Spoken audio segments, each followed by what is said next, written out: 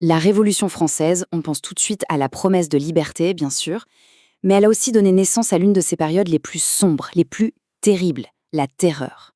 Un moment où la peur est devenue un véritable outil de gouvernement. Alors comment est-ce possible? Comment une révolution faite au nom du peuple a-t-elle pu se retourner contre lui? C'est ce qu'on va essayer de comprendre. Cette image, il faut vraiment la garder en tête, elle va nous guider. Imaginez ça. Une alarme, conçue pour protéger la maison, mais qui est tellement sensible, tellement extrême, qu'elle finit par blesser les gens à l'intérieur. C'est exactement ça, l'histoire de la terreur. Une mesure de protection qui devient elle-même une menace. Mais avant de juger, il faut comprendre le contexte. Pour saisir la logique, même glaciale, de la terreur, il faut se plonger dans l'atmosphère de l'époque. La France n'est pas juste en révolution, non, elle est au bord du gouffre. Elle se bat pour sa survie, tout simplement. La situation est absolument critique. De l'extérieur, toutes les monarchies d'Europe attaquent, pour écraser cette idée révolutionnaire avant qu'elle ne contamine tout le monde. Et à l'intérieur du pays, c'est le chaos. Des régions entières, comme Lyon, la Vendée, se rebellent contre le pouvoir à Paris. La jeune République est littéralement assiégée de toutes parts. Et face à cette menace, une menace qui pèse sur son existence même, les révolutionnaires au pouvoir vont prendre une décision radicale, la terreur. Ce n'est pas juste de la violence pour le plaisir, non, c'est une politique, une réponse réfléchie, brutale, mais délibérée à cette crise immense. Alors, qu'est-ce que c'est concrètement la terreur? Eh bien, c'est cette période où le groupe au pouvoir, qu'on appelle les montagnards, a décidé d'utiliser la peur comme une arme de gouvernement. L'objectif était clair, forcer l'unité du pays et écraser toute opposition, quelle qu'elle soit. Il y a une logique terrible derrière tout ça. D'un côté, la menace, la révolution risque d'être anéantie. De l'autre, la solution qu'ils choisissent. Pour sauver la révolution, il faut terroriser ses ennemis. C'est une sorte de mesure de guerre, un salut public imposé par la force. Et qui sont les cerveaux derrière cette politique?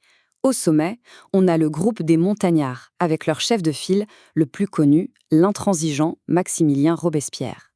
Mais l'organe qui exécute, le vrai moteur de la terreur, c'est le fameux comité de salut public, un petit groupe d'hommes qui va concentrer un pouvoir quasi absolu.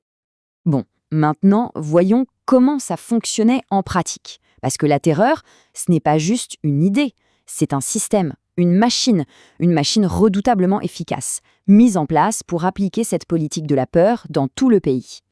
Le processus était d'une simplicité terrifiante. Tout pouvait commencer par une dénonciation, souvent anonyme d'ailleurs.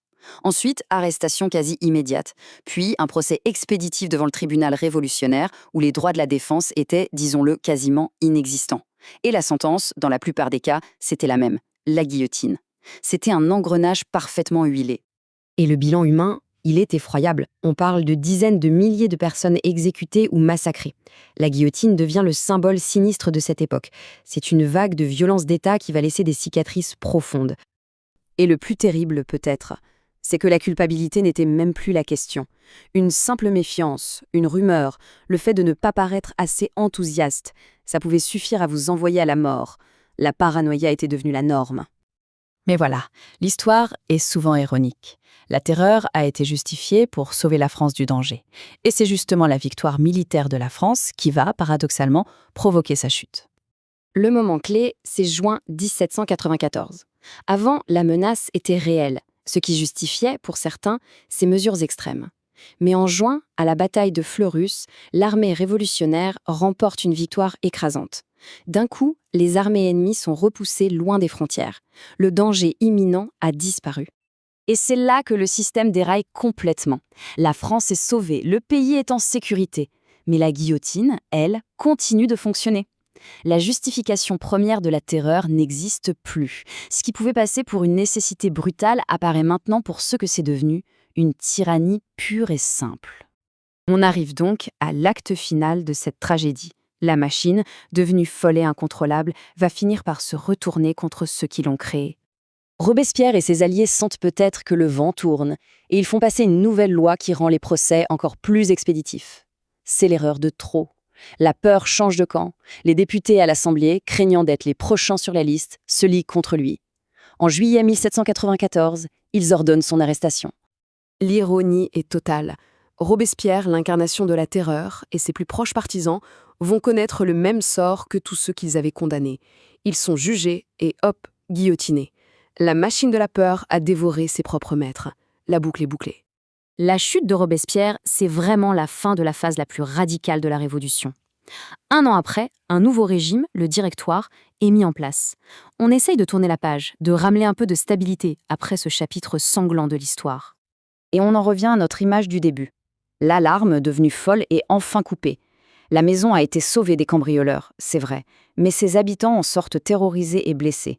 C'est ça, tout l'héritage compliqué et douloureux de la terreur. Et tout ça nous laisse avec une question fondamentale, qui va bien au-delà de la Révolution française. Pour protéger une idée, aussi belle soit-elle, jusqu'où peut-on aller? La terreur nous rappelle que la frontière entre sauver un idéal et le trahir est parfois terriblement, terriblement mince.